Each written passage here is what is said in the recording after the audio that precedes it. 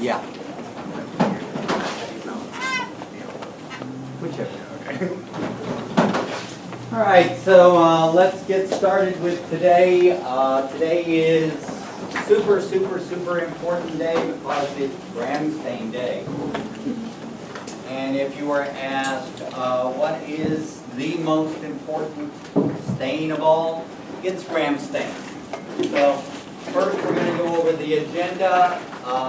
If you were missing the last class and you don't have a seat, you're going to have to find a seat after seat number 24. So 25 through 30 are open if you don't have a seat assigned to you. If you do have a seat assigned to you, that's where you should be. And I realize you came in and you said, oh my God, what a mess. The previous class, I told them just to take the microscopes and push them forward since you're going to be using them today anyway. And we were quite delayed in that class. So anyway, I'm going to go over the agenda for the week with you and a couple of things on the website that have been updated and might be helpful to everyone. Take questions and then absolutely drive you nuts with everything gram stain. So,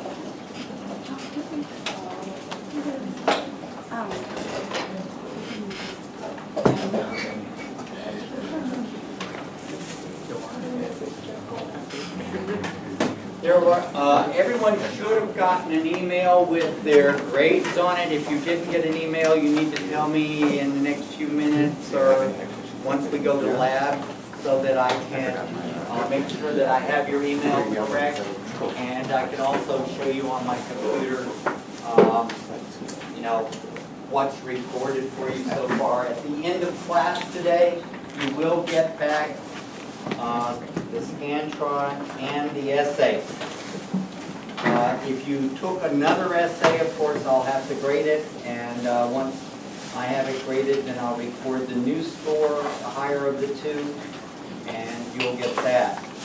If you brought in your vaccine information today, again, that will be updated in the next day or so, and you'll receive a new grade sheet with that information on it.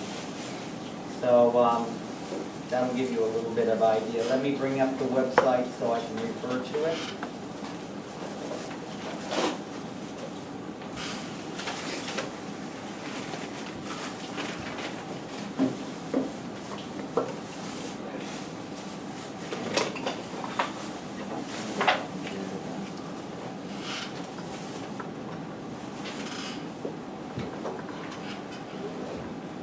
All right, so let's get started on the agenda for tonight and this week.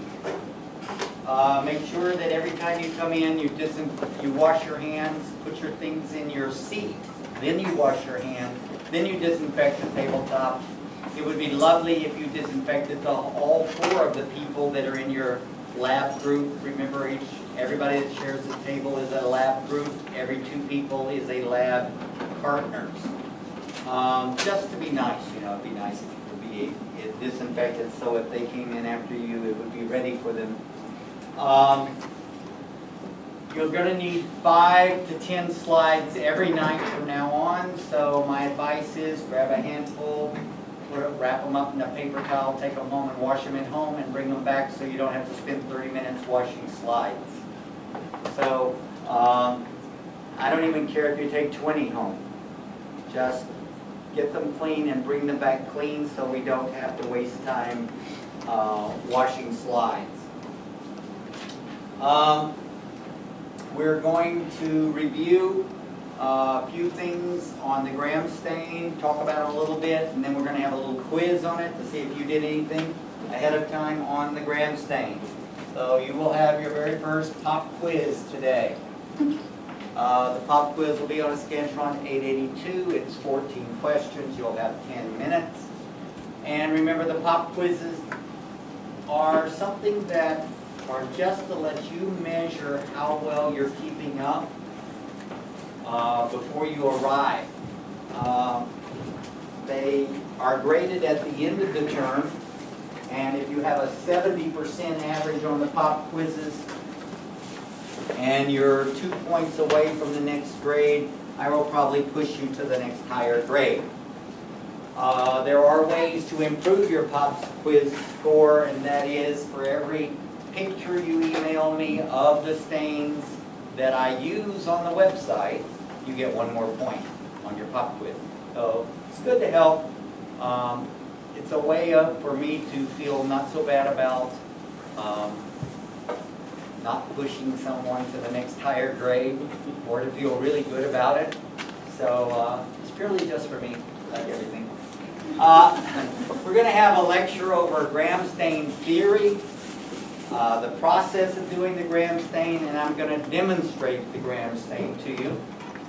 And then in the lab, if you have a lab drawer, remember all 4 people at a table share 1 lab drawer, which means probably one of you should bring a bottle of Bonami, and the rest of you save yours to use later in the term. When one of them is used up, one of the other people can bring it in. Put your slides in that you've washed in a Ziploc, and bring about 10 pairs of gloves, because it's a limited space, that 1 drawer for 4 people. You will be in the A drawers, so if you're not in an A drawer, A is in apple, make sure you are in an A drawer. If you don't have a lock, I went out and bought some, so you need to come pick up the lock and give it to all 4 people, have the combination, and make sure I have the combination. And make sure the lock has on it the lab drawer it's hung on. So if it's on 1A, it should say on the lock 1A. If you didn't get your negative stain signed last time, I want you to do that. But the simple stain is not important. Making a smear and having it the right thickness is. So if last time you didn't make a smear, and you don't, and I want you to make a smear before you heat fix it. Let me see it, so I can tell you if it's too thick, double too thick, just about right, or whatever, so you get an idea of what's good. And then I'll stamp it. If you got that last time, then you won't need to do it again. Today, you're going to be doing all of those. There are 6 microbes on the back, and we will be gram staining each one. When you get ready to do gram stains, you pick up 1 tube, take it there. Maybe you and your lab partner both can stain the same one. Once you get it stained, you're to write down whether it's gram positive or gram negative, the color, the shape, and then have me come look at it and sign it if it's good. And I will stamp it if it's good, so remember to leave 2 or 3 lines for each one so my stamp will fit in there. Unlikely you will finish all 6 tonight. It's your very first time doing gram staining, and the gram negatives are particularly a little tricky. But we will be doing gram staining, introducing the acid-fast stain next. And on Friday, if you're in micro 40, we will be doing gram staining from 9 in the morning till 1. And the first micro 40 instructor help is on gram staining, and if you get way ahead in gram staining, you're happy with the gram stain, I'm happy with the gram stain, God's happy with your gram stain, then you can start even doing a practice on the acid-fast stain. This is the only micro 40 you can bring notes to. All the other micro 40 staining sessions, the list of steps on your stain should be in your head stored. It has to be memorized after this Friday. This Friday you can bring your lab record book, get caught up on any labs that you didn't finish, any of those that you didn't finish, get the signatures, follow your card directions, whatever. But after this, the next micro 40 practice, no notes, because the day after that practice is the test, and the test is from memory. So you're going to be doing as the 7 that I have back there. We'll have more later for you to practice on. If you needed to take the essay over before you leave tonight, don't forget to complete the essay again. If you did poorly on it when you received your email. At 9 o'clock, I'm going to return your Scantron and your essay. And please go over the multiple choice. It's always terrible, the first multiple choice test anyone has from me, because they think, a lot of students think that they can sit in and absorb the information like an amoeba and not really have to go and practice any of the old test questions. Do you have a question? Any? No, It's all right? ignore me. Go ahead. All right. So you need to take the question sheets and your Scantron and find out what you missed on the first multiple choice test. 33 people flunked it out of 2 classes, so that's almost exactly half. And that is exactly the same every term. So it's not like it's something absurdly new. That's just the way it goes, because people have never practiced my old test questions, never seen that I have more than one answer is correct. It's like life, you know. Oh my God, your patient's dying. What do? There's not one answer. You have to assess the situation. You have to decide what to do. And so are the answers on my multiple choice like that. So you need to check over, and you also need to get to work on each new topic as we cover it. So we're going to be covering differential stains and gram stains. So any questions on the old lab practicals that have to do with gram staining, smear, simple stains, negative stains, capsule stains, or general rules of safety in lab, you should be looking up the answers and practicing with in your study group. So how to do that, because October the 1st and 2nd is the first major exam. 2 weeks away. Major exam. What's going to be on it? 200 multiple choice questions. That's 1/3 of it. What are those multiple choice questions going to be made from? All of the stains, all of the smears, everything we do in lab, and lots of questions over the chapter notes on the microscope. There will be a few on the introductory notes just to make sure you still have some clue of what we're talking about, but no more than 5 or 6. What's the other 1/3? I'm going to hand you a tube, just like this. And instead of having a name on it, it's going to have a number. And I'm going to hand it to you, and I'm going to say, make me 10 smears without chunking the auger in 15 minutes. And you're going to do that. Now, you don't have to air dry them and heat fix them. You just got to get the material on the slides in the water and spread it out. Then bring me the tube back to prove you're not a chunker. And of course, some of you didn't know that you can't memorize my stuff, and so you missed the question, what's the greatest sin in microbiology? You look for chunking. I used the word gouging. It means the same thing. So, can't memorize, gotta think. And if you'd ask me on the exam, what's gouging means? I mean, I'd say, well, it's like chunking out your eyes. Or gouging out your eyes. So, anyway, 1/3, 200 multiple choice. 1/3, I hand you a tube, you make 10 smears, and then you pick up one and do a gram stain, pick up another one, do an acetate, pick up another one, do an endospore stain. If they're all 3 perfect, you focus them under there, you raise your hand, and you say, I have tube number 21. I did a gram stain on it. My gram stain is purple, positive. Means it has a thick cell wall, and it's a rod. I'll look through there. If you have a white background, you have a purple rod, everything looks lovely, I give you 100% on that, and I'll say, do the endospore. And you say, oh, I just happen to have an endospore here too.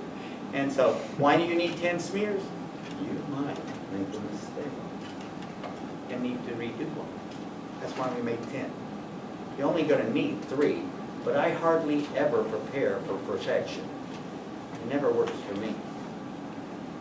So, once you've given me 1 good gram, 1 good acephate, 1 good endospore, then I will put on the board or hand you a laser printout of 5 hard-to-read slide photos that you have sent me.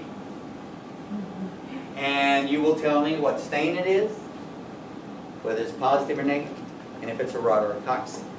And you will practice that on the problem staining, or the stain game, or going to Google Plus and looking at the pictures and practicing.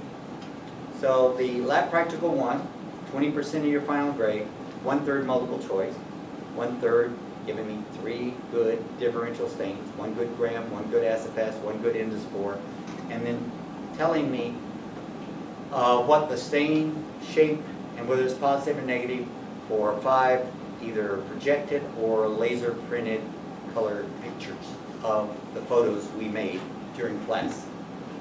And that is Lab Practical 1. On the Lab Practical 1, when you're doing the tube, what if you look under there and you say, you're all nervous and you go,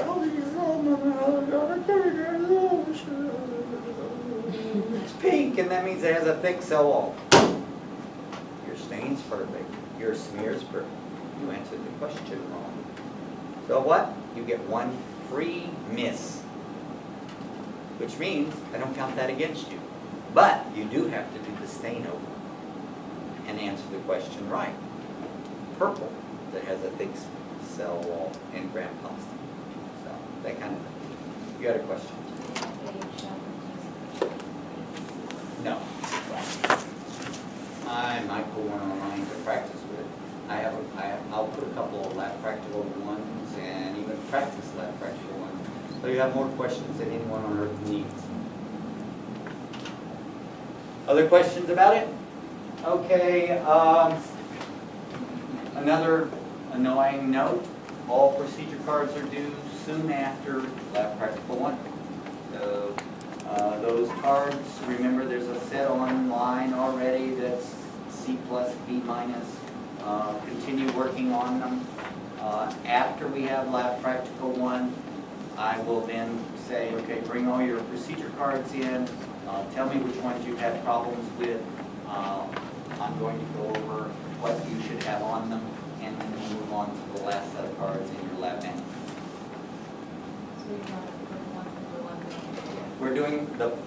We're only doing the purple ones by somewhere around the first week of October.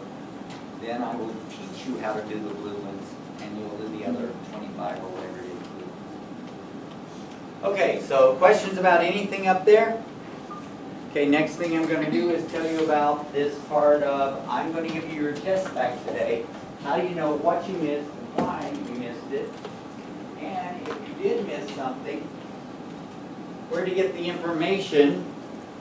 Because remember, how do I make up the final? I take the I take the most missed questions from each test, and that's what I make the exam from.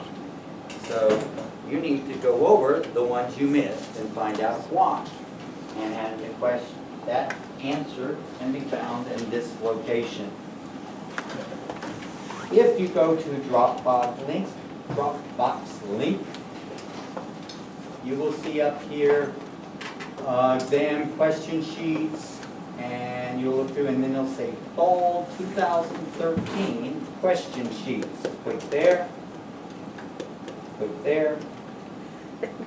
and you will see the test you took.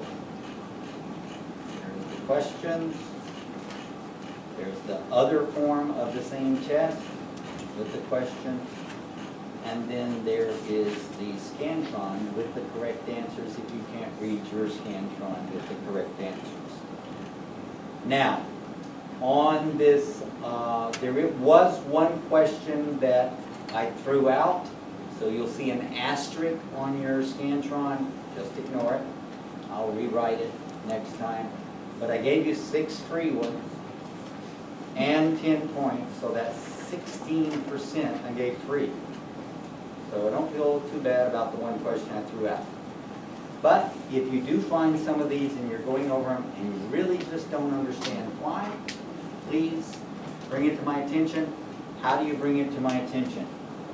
You go over and you go to the Google Plus.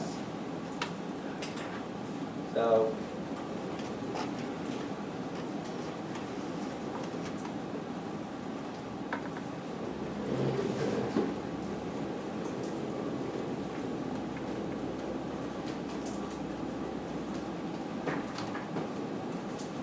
All right, so when you get to Google Plus, you're going to type in here any question that you don't understand why the answer is what it is. You type the whole question with all the options and what I said the answer was, and then say, why? Because I put this. And that way it goes to everybody at once, so I don't have to retype it 17 times. So on Google Plus, you get to see everything I put up there, and every once in a while, you know, they do put some of this crap under here, so we just click on it and mute the response. Because you know how they are, they're always putting something on there that you don't want.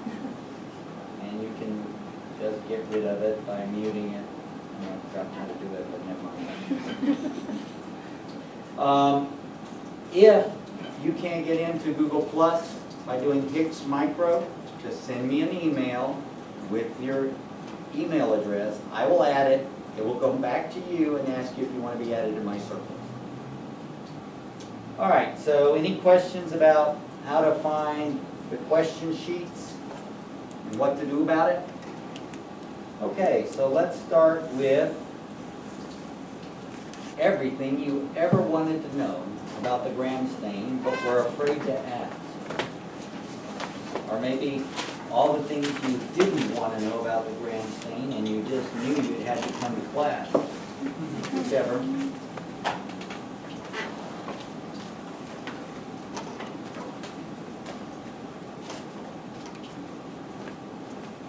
So we're going to talk about everything we can possibly come up with about the gram stain tonight. I'm going to tell you the theory and how to do it, and this is going to be a tremendous amount of material. So number one, it's the first of our differential stains. Who can tell me 4 characteristics of a differential stain? Number one, they separate bacteria into categories based on chemistry, at least 2 categories. Okay, number 2, they have at least 2 colors or 2 dyes. Number 3, Structure? they tell you chemistry about something. They tell you structure or chemistry. Number 4, Is it depolarizer? nope. They all have one standard characteristic. If the first color is the color you see at the end when you focus, it's positive. If the second color or dye you put on is the one you see at the end, it's said to be negative for that stain. So all differential stains have a positive and a negative. So gram's a differential, so there's a gram positive and a gram negative. What does that mean? If the first color you put on is what's retained, it's gram positive. If the second color is what's put on is retained, it's gram negative. All right, so the gram stain, not terrific color here, but you should know that this is purpley blue. That's the positive. And sort of a faded pink is negative.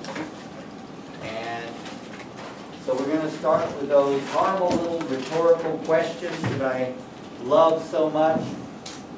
And that is, what's the greatest sin in microbiology? Chunking or gouging the yogurt. Okay? What's the most important step in making a stain? No stain. A properly prepared smear. Okay? So the most important step in making a stain is a properly prepared smear. What's the most important step in making a smear? A properly washed slide. What's the second most important thing in making a smear?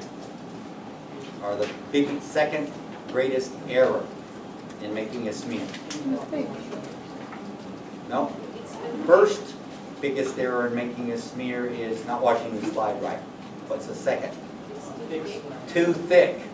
Too thick. Smears are often too thick. All right. You had your first experience with a microscope last time, and most of you heard me say this, some of you didn't. And the rhetorical question was, what's the most common error in focusing a microscope? Failing to raise the condenser and opening it. Failing to open and raise the condenser. Or you might put it even more succinctly, failing to adjust the condenser properly.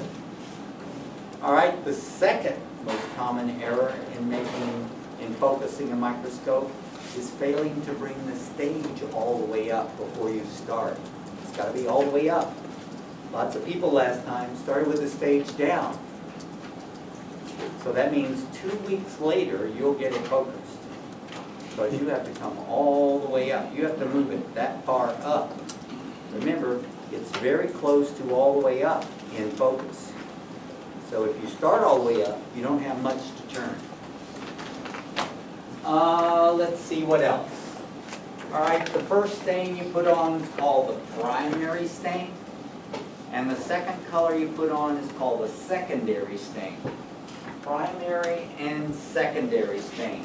There's another name for the secondary stain, and it can be called the counter stain.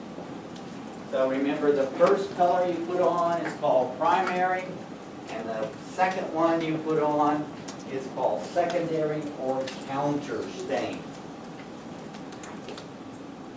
So we're doing gram staining.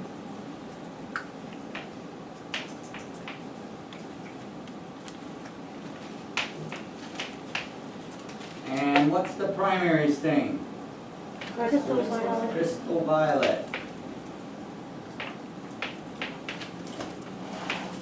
And what color is crystal violet? Purple. And if it retains the purple, what is it said to be? Gram what? Positive. Positive. All right, and what's the second dye we put on called? Safranin. It's the secondary stain. What's another word for secondary stain? Counter stain. And ours is safranin, and it's a faded pink. And if your microbe at the end of staining is pink, what is it said to be on the gram stain? Negative. All right, so that gives you some basis. Let's talk about chemistry. Chemistry of the gram stain is the thickness of the cell wall. How thick is the cell wall? Now remember, if you're going to diagram a bacteria, you're going to have this polysaccharide layer. It's a repeating layer that makes up the cell wall. And this little repeating layer of molecules here that are very tightly bonded to each other has been given a scientific name. It's a polymer, and the name of it today is peptidoglycan. But just to mess with your mind, and because science is always doing something, the old name is murin.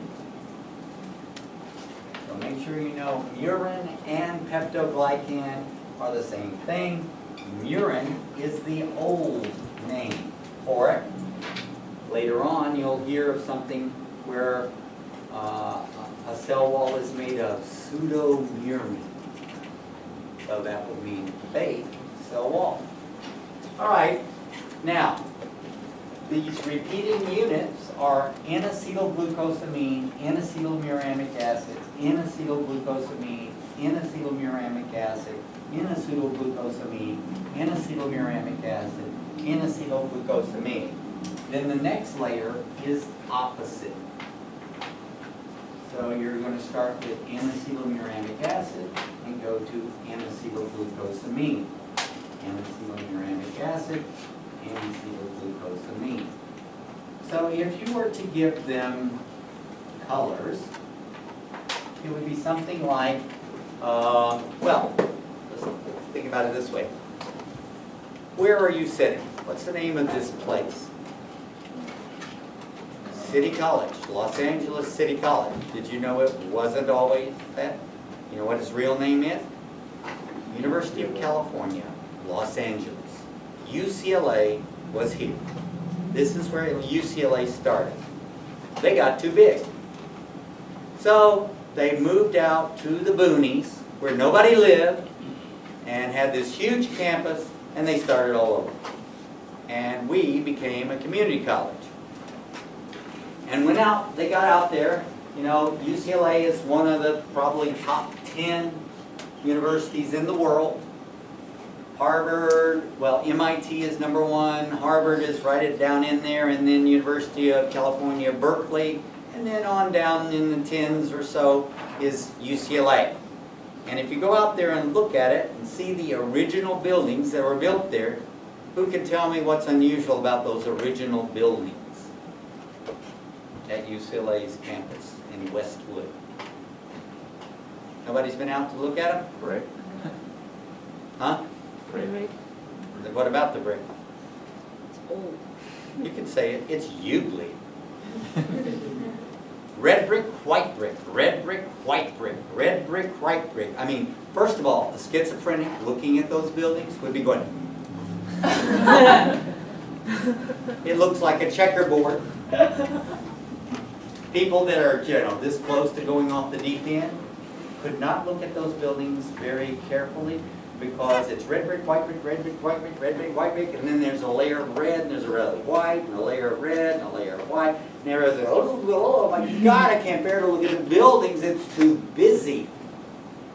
But it's perfect to represent the cell wall of peptidoglycan. Red brick, white brick, red brick, white brick, red brick, white brick. White red, white red, white red, red white, red white, red white. And when you have bricks, what glues bricks together? Cement. What do you call that sometimes? Mortar. Mortar. Okay, so what glues these layers together is two sets of 4 polypeptides. Now, does that look like a solid wall to you? No, and it's not. The cell wall is not. Not what? It's not a wall. It's a misnomer. It's like, oh my goodness, you decide you have a new kid, you're all excited, you and your husband, you know, you and your wife, you're all tweaky and giddy, you got a new baby, and your neighbor Caitlin. And then she gets to 1st grade, and there are 25 Caitlins. It was the popular name that year. Can you change your name? No, you just got to live with it. Same thing on cell wall. It's not a wall. It looks like a chain link fence. It is full of holes. It is completely porous. The only thing that's a barrier is what's beneath it. Beneath it is the plasma membrane. And it is much more of a barrier. It's a phospholipid bilayer. Yes, certain things can dissolve in and through, but it does basically control all that goes in and out of a cell. So what is the barrier, or which is most of the barrier of a cell? The plasma membrane or the cell wall? Membrane. The plasma membrane is more of a barrier. Sometimes called the cell membrane, but we don't like that because it's not solid. People think of cell membrane as something solid, and this one's partially dissolved on both sides. And this is the cell wall, and the cell wall, is it a solid wall?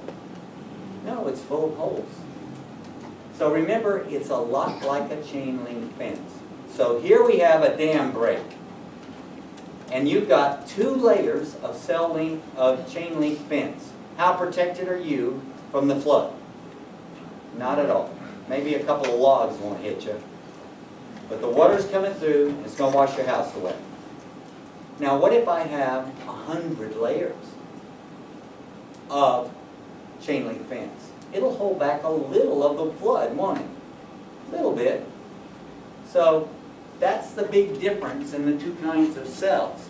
There's one that has 100 layers of peptidoglycan and one that has 2. The one that has 2, the peptidoglycan doesn't provide much protection or much barrier at all. The one that has 100, a little bit more, a little bit of osmotic ballooning outward is in control, but it doesn't do much. It's sort of like a straw hat. If I stand on top of this building and I get a brick and I say, come out the door, I'm going to drop a brick on your head, would you rather have a straw hat or not? I'm still going to drop the brick on your head. So do you want the straw hat or not? Yeah, you're not going to get gouged and bleed to death. You're still going to have a concussion. But with a straw hat, you get a teeny bit of protection. Now, if you ran out in a thunderstorm with that straw hat, would your hair stay dry? Heck no, it's porous. So that's what the cell wall gives: a little bit of protection, prevents a little bit of ballooning of the plasma membrane when you're in osmotic imbalance, when the salt concentration isn't right, gives it a little bit of protection, but it's not really good at anything. All right, the cell wall has these incredibly tightly bound molecules. These molecules are so tightly bound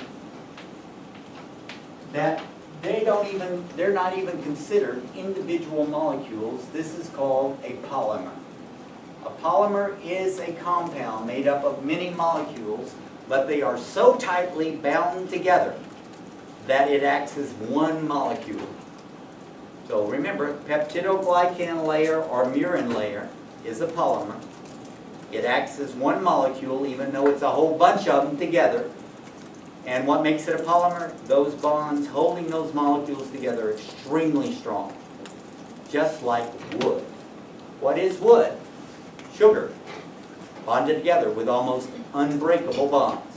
How many of you can eat sugar? Anyone can eat sugar and get energy. How many of you can eat wood and get energy?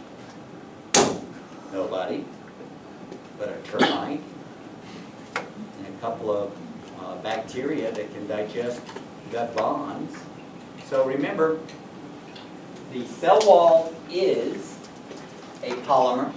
It acts as one. It's full of holes. The barrier is really the plasma membrane, not the cell wall. What does the cell wall give you? A little bit of protection. Just a little. But is it a porous or not? It is very porous. So, when you're looking at all bacteria, and there are about 40 genera of bacteria. Remember, one big category of bacteria that all have similar characteristics is called a genus. But many of them is not called a genuses. That's smart people. Many genuses is called genera.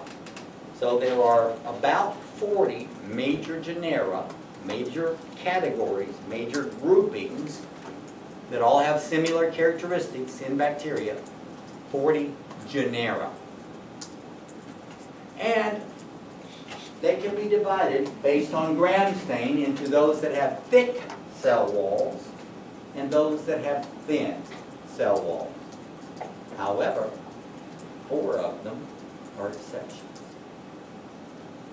2 of the genera of bacteria, somebody wanted to know which, ureaplasma and mycoplasma, don't have cell walls. So what's their gram stain? They don't have a gram stain. It's called no gram stain. It's like saying, oh, you're homeless. What's your house address that you own? I don't have a house. Yeah, oh, I'm homeless. All right? So there are 2 genera that don't have a cell wall, therefore they don't have a gram stain. And the answer when you try to gram them is no gram stain. It doesn't come up any color. What color are bacteria? colorless, clear. And then there are two genera of bacteria. The ones I just told you, Mycoplasma and Ureaplasma.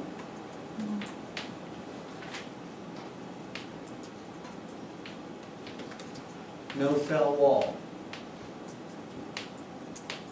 Then there is two that have a thin cell wall, but they got a big fat layer on them.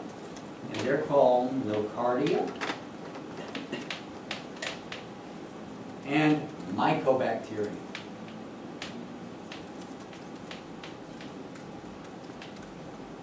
And these two have a thin cell wall, but they have a huge, thick lipid layer outside the cell wall.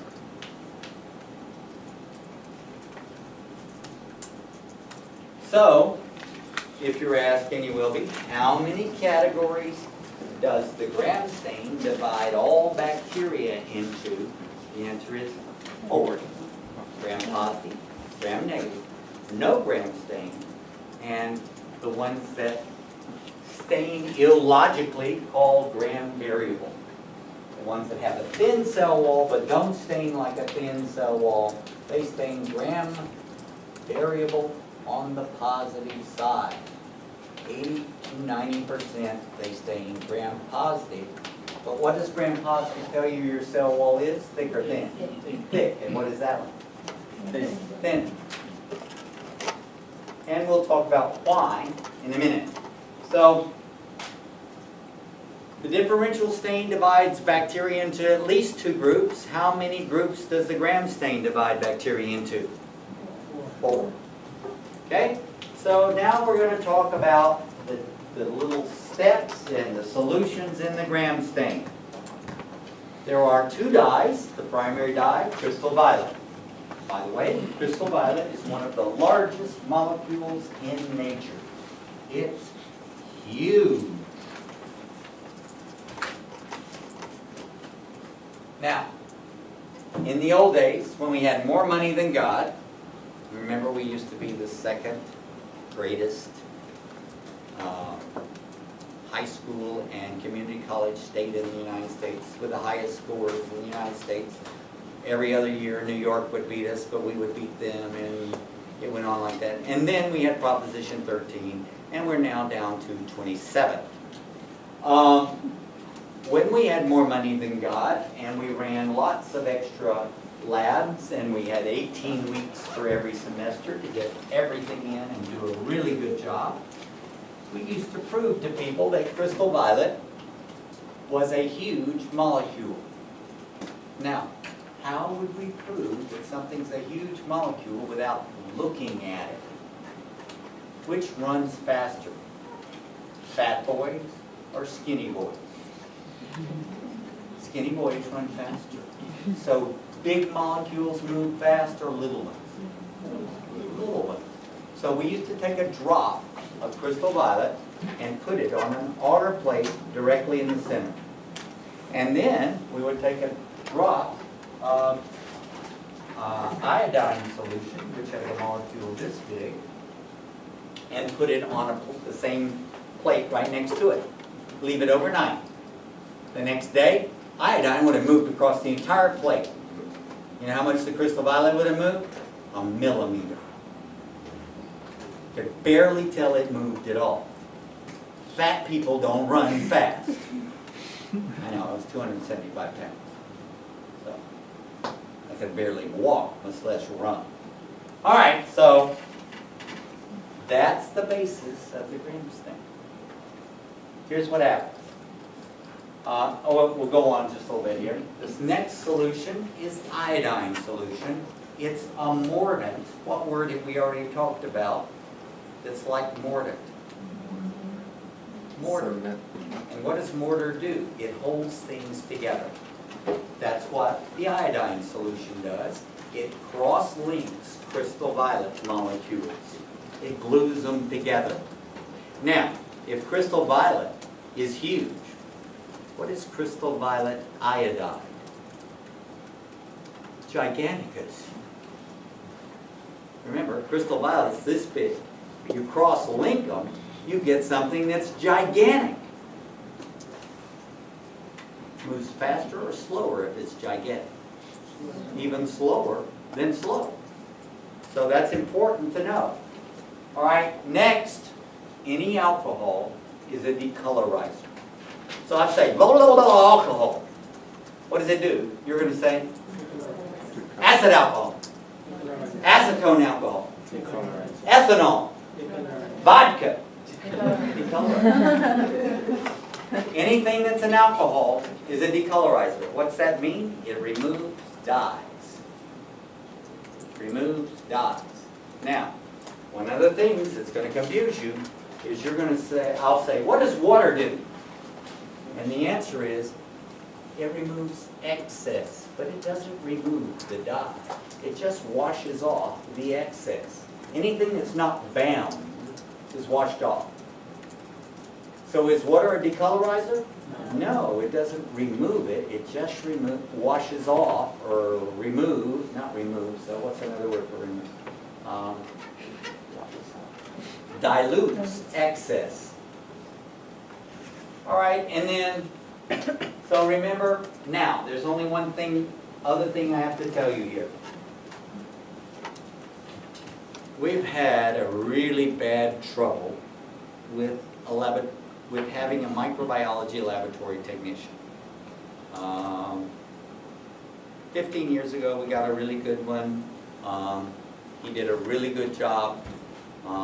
Then they passed that little resolution that said that the more students you teach and the more sections you have, then the more the school gets money. So instead of having 12 sections of micro, we moved up to 19, and we added 5 more sections of anatomy and 5 more sections of biology and 5 more sections of physiology, which made his workload 275%.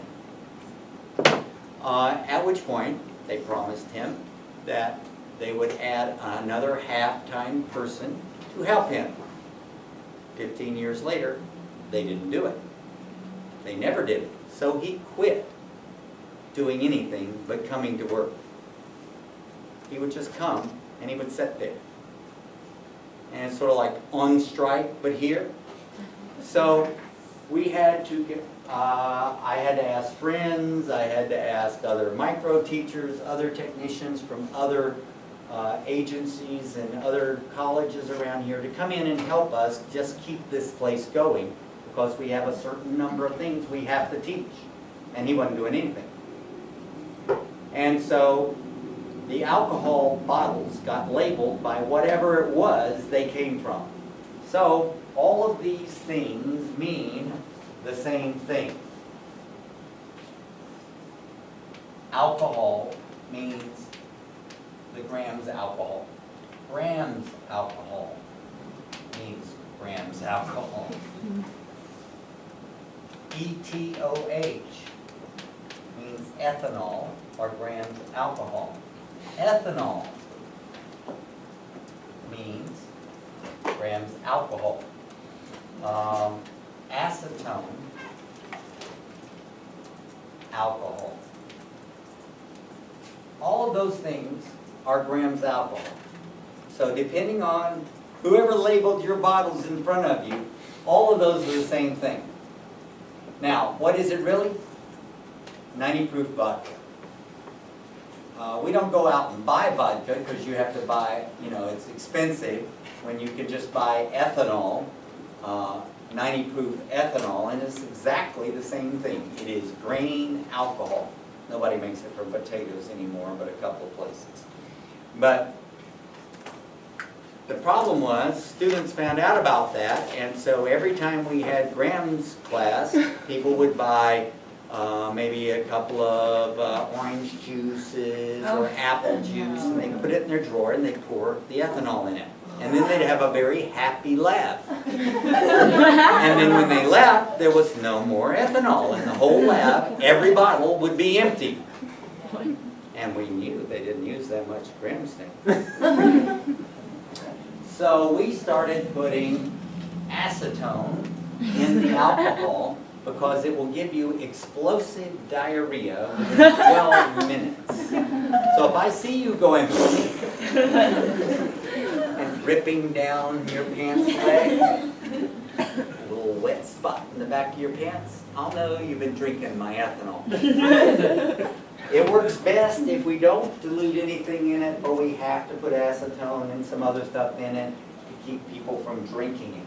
Just remember, all of these are for the gram stain. What's not for the gram stain will usually be in a green bottle and it will say acid alcohol. And that's for the acid-fast stain, and it has a pH of 5. So this you are not to use on the gram stain. Any of these is wonderful. Anyone unclear? They are all what? Grams And what do alcohols do? Decolorize, remove stains. All right, so that's the liquids that we're going to use. And here's how you're going to do it. You're going to get a properly prepared smear. Remember, all stains start with a smear, a good smear. And you're going to take your little circle, and you're going to, of course, have your gloves on and everything like that. And you're going to pick up your crystal violet bottle by the glass, unscrew it.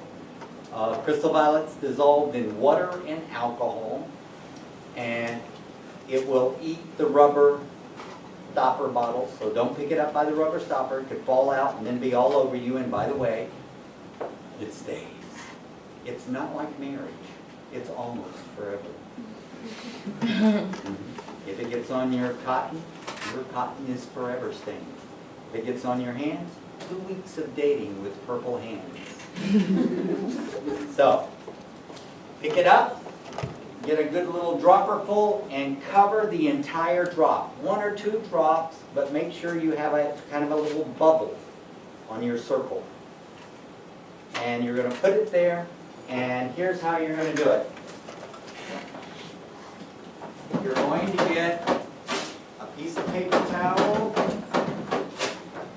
One, you're going to cut it in half, fold it in half, and put it underneath the Bunsen burner.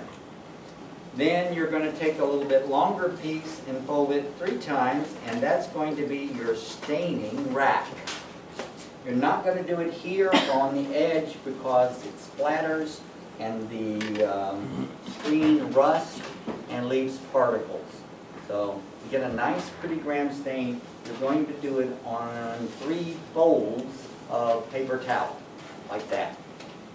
All right, you're going to get your nice, well-made smear that's barely clear and it's air dried and heat fixed. What's the last step in making a smear? Heat fixing. What's the second to last? Air dry. How much do you spread it, the water, on a smear thermometer? You stay in the circle? No. You smear it over the whole slide. Had 4 people that still kept it all in one area. The whole slide. Get it thin enough, the whole slide. Air dry, heat fixed. After it's heat fixed, you lay it down here, you take and you put about 2 drops of the crystal violet and let it set. 50, 55 seconds, 60, 65, minute and a half, all is good. Under 50 seconds, not good. So these are not exact times, but try to hit it around 60 seconds. Don't get less. Once you have the crystal violet setting there, you're going to pick it up with your fingers, with gloves on, of course. Everybody's got to have a coat and gloves. And you're going to shake it into the sink. You're going to pick up the water, and you're going to aim the water above it and round it, but never at the circle. And you're going to wash it until the purple comes lighter, not until it's clear. It's still got to be purple. You're getting the excess off. You're not bleaching it. Once you have washed off the purple, shake it. Lay it down. You're going to grab grams iodine, which is the mordant, the cross-link. pick it up by the bottle, don't do like I did. And you're going to squish it on there and shake it off and squish it back on. Why? The previous step was water. No matter how much you shake it, you can't get all the drops of water off. If you put this on top of water, it'll be too dilute. So you put it on, shake it off, lay it back, put it back on. Let it set for 1 minute. Great thing about this is, everything's 1 minute. All right, after the iodine has set for 1 minute, watch me, you're gonna pick it up, take it over the sink, and shake off the iodine. You are not gonna wash it off. Shake it. You're going to grab your alcohol, acid alcohol, not that one. Grams alcohol. You're going to grab the grams alcohol, you're going to have your water bottle, you're going to pick up your slide, you're going to undo this, you're going to get a half of a dropper full of this alcohol with the slide at an angle. You're going to aim above the circle, squish, and rinse. Now, you've got to do this for about, the alcohol needs to stay on there about 2 seconds. So, what you really want to do is just move methodically. Hold it, squish, put that down, cool, wash. That's 2 seconds. We don't want Nadia Comaneci at the Olympics. I have people, okay, he says he wants that as quick as possible.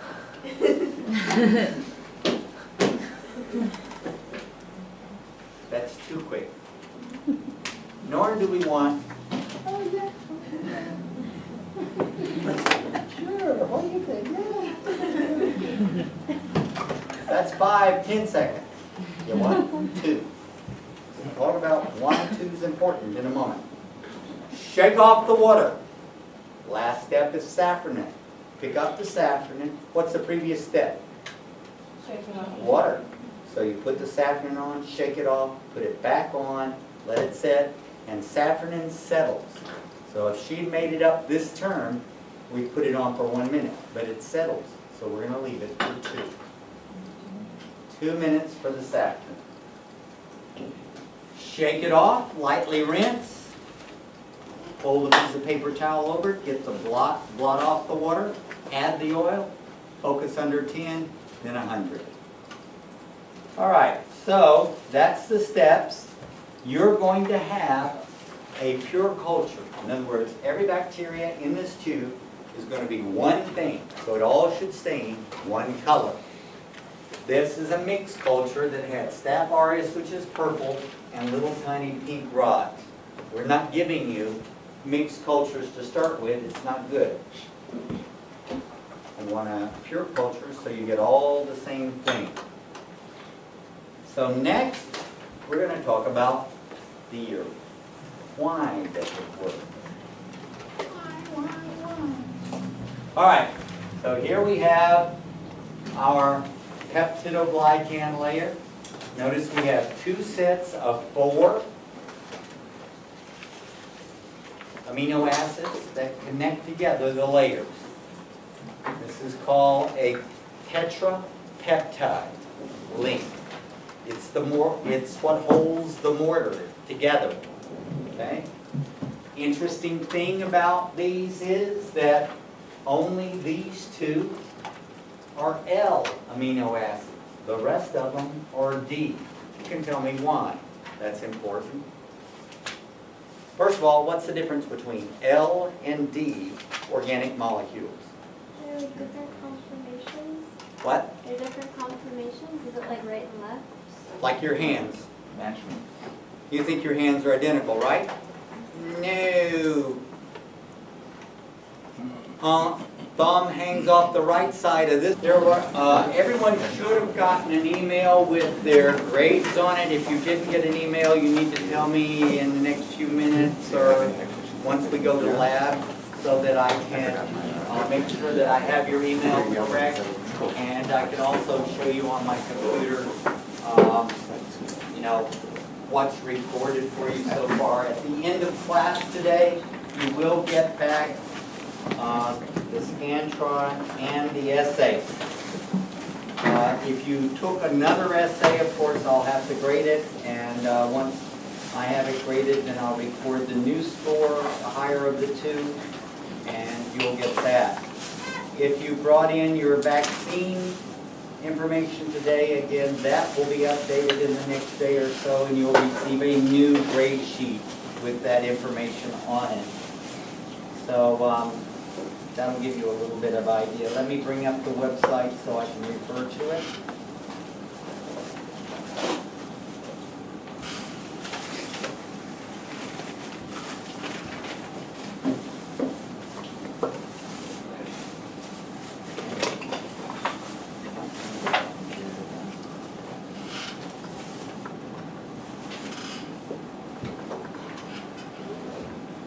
All right, so let's get started on the agenda for tonight and this week.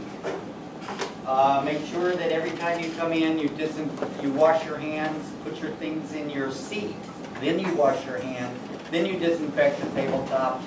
It would be lovely if you disinfected all 4 of the people that are in your lab group. Remember, each side, you get 1 more point on your pop quiz. So it's good to help. It's a way for me to feel not so bad about not pushing someone to the next higher grade, or to feel really good about it.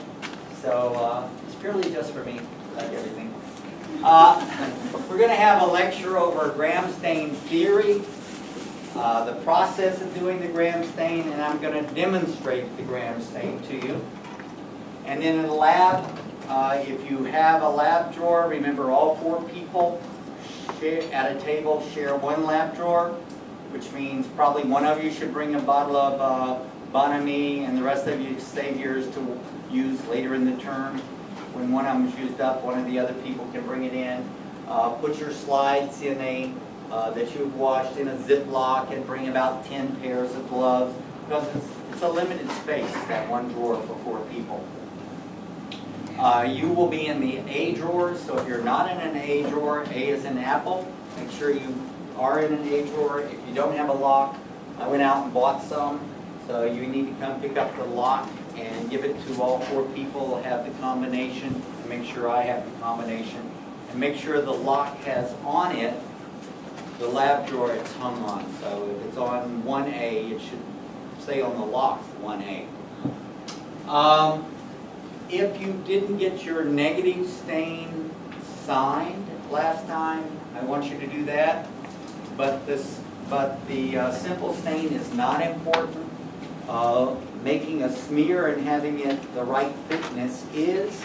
So if last time you didn't make a smear, and you don't, and I want you to make a smear before you heat fix it. Let me see it, so I can tell you if it's too thick, double too thick, just about right, or whatever, so you get an idea of what's good.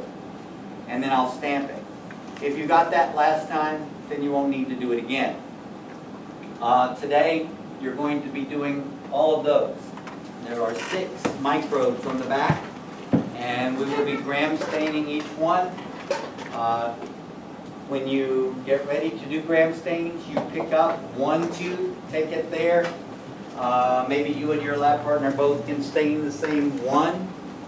Once you get it stained, you're to write down whether it's gram positive or gram negative, the color, the shape, and then have me come look at it and sign it if it's good. And I will stamp it if it's good, so remember to leave 2 or 3 lines for each one so my stamp will fit in there. Unlikely you will finish all 6 tonight. It's your very first time doing gram staining, and the gram negatives are particularly a little tricky. But we will be doing gram staining, introducing the acid-fast stain next. And on Friday, if you're in micro 40, we will be doing gram staining from 9 in the morning till 1. And the first micro 40 instructor help is on gram staining, and if you get way ahead in gram stain. You're happy with the gram stain. I'm happy with the gram stain. God's happy with your gram stain. Then you can start even doing a practice on the acid fast stain.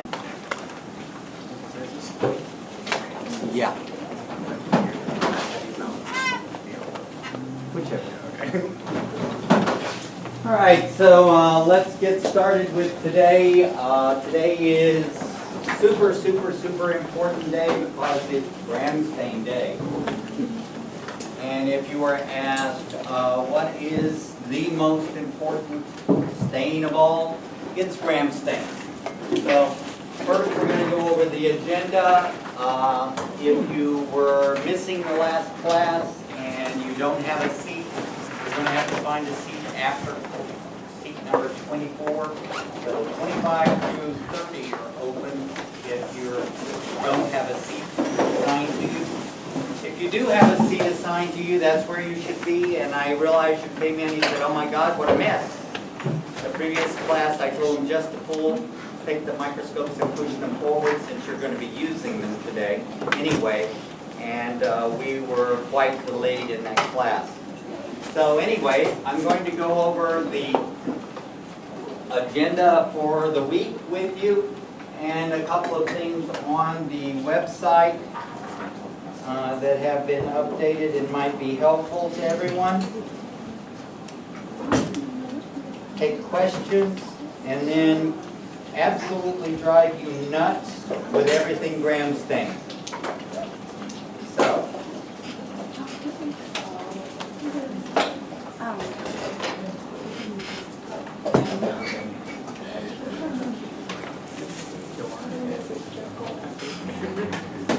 Everybody that shares the table is a lab group. Every 2 people is a lab partners. Just to be nice, you know, it'd be nice if it would be disinfected so if they came in after you, it would be ready for them. You're going to need 5 to 10 slides every night from now on. So my advice is grab a handful, wrap them up in a paper towel, take them home and wash them at home and bring them back so you don't have to spend 30 minutes washing slides. So I don't even care if you take 20 home. Just get them clean and bring them back clean so we don't have to waste time washing slides. We're going to review a few things on the gram stain, talk about it a little bit, and then we're going to have a little quiz on it to see if you did anything ahead of time on the gram stain. So you will have your very first pop quiz today. The pop quiz will be on a Scantron 882. It's 14 questions. You'll have 10 minutes. And remember, the pop quizzes are something that are just to let you measure how well you're keeping up before you arrive. They are graded at the end of the term. And if you have a 70% average on the pop quizzes and you're 2 points away from the next grade, I will probably push you to the next higher grade. There are ways to improve your pop quiz score, and that is for every picture you email me of the stains that I use on the website.